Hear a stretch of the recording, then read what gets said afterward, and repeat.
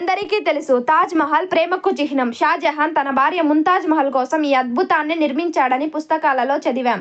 కానీ చరిత్రలో ఇంకా చెప్పని ఒక రహస్యం ఉంది.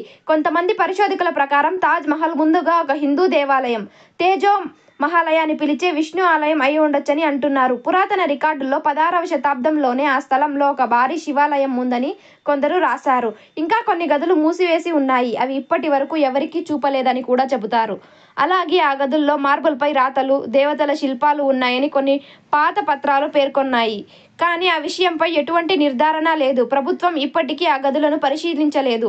ఇంకా మిగిలిన ప్రశ్న, తాజ్ మహల్ నిజంగా ప్రేమ చిహ్నమా, లేక మన చరిత్రలో దాచిన ఒక రహస్యమా? ఏది నిజమో మనకు తెలియకపోయినా ఒక విషయం మాత్రం ఖచ్చితంగా చెప్పవచ్చు. తాజ్ మహల్ ఎప్పటికీ ఒక అద్భుతం. ప్రపంచం మొత్తాన్ని ఆకట్టుకున్న చారిత్రక ఆభరణం.